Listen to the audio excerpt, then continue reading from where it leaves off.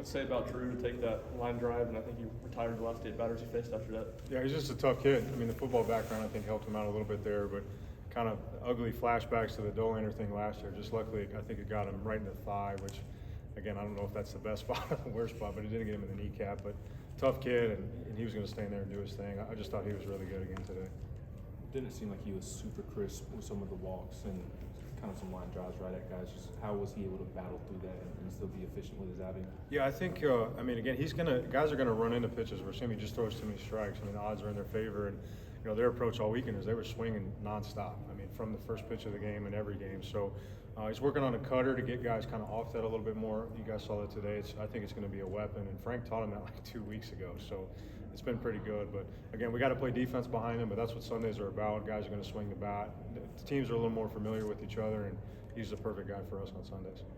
How impressive was Blake today for you guys? Not just today, it's every day. I mean, the stuff he does is just not normal. Like, he hits balls in BP, you kind of scratch your head and you're like, did that really just happen? But, I don't think he gets enough, I don't know if it's fanfare or credit, just because he's a hitter too. I mean, I know he can really leave the yard, but that ability to just flick that ball, I don't even see where it landed, probably the second deck out there, but it's special, and not a lot of guys in the country can do that. How have you seen him adjust to being kind of the guy in the lineup this year? Yeah, I mean, last year he did such a good job of just being observant. Like, he was always turn around, he's standing right next to us and kind of right in the fight. I think he really did a good job of getting better while just critically observing the game each day. And he's always been the guy, and it's been real stuff. But he's kind of like, it's not like a verbal running around barking at guys. He just kind of does his thing each day, and but he'll take your breath away when he lands on one. What about the way that he hits lefties? Is that something that he's improved with as he's gotten here, or did he show up able to hit lefties? Well, he's definitely got a gift. I mean, that hit tool is real, and I think he's definitely gotten better for sure, just because,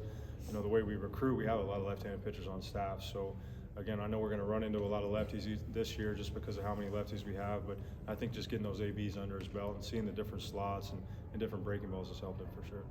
Kind of have to pinch yourself as a coaching staff that you get to trot out there the 2 chases and beam, and then turn it over to a bullpen where guys probably aren't pitching as much as they deserve. Yeah, I mean, it's crazy if you think about it. I mean, every heater is like 95 or above at times. But then when you have Coach Anderson as your pitching coach, you kind of expect that, because with his resume and what he's done and the legendary career he's had, I mean, from coast to coast, people want to learn and pitch for that guy. And then obviously what Coach V brings to the table, ultimately, like when you come to Tennessee, it's because you want to play for Tony Vitello. So I think the combination of Frank's background, obviously what Tony's background is in pitching as well, it's just kind of a perfect match for pitchers to come here and really find their best.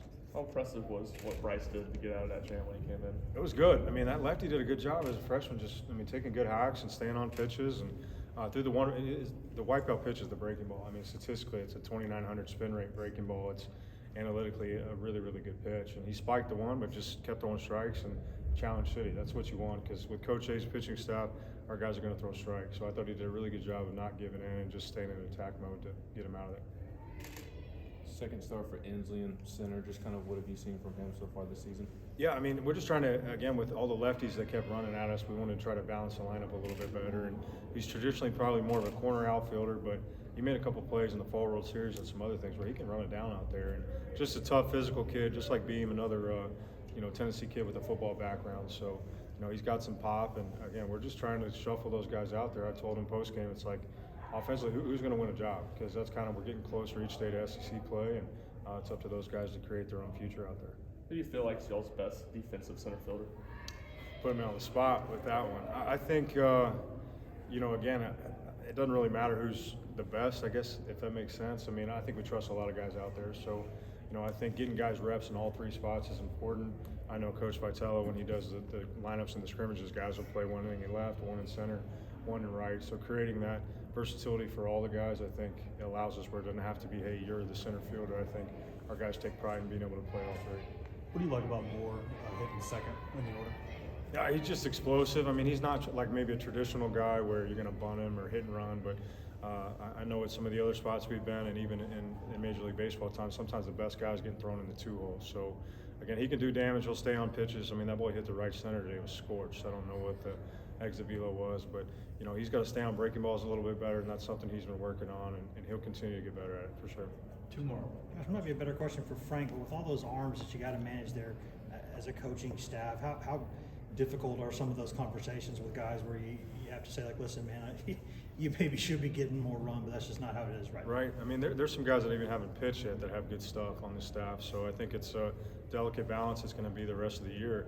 And whether it be, hey, maybe you just get, Bimby in for 1 or 2 hitters and then go to Bryce, or I think kind of cutting up those innings, we'll have to do that. And then eventually we'll kind of settle into the, 9, 10 guys that those guys like, and they have their role. But there's still jobs to be won in the meantime. Another hit for Tiers today. Just how much trust has he gained kind of these 2 weeks into the season?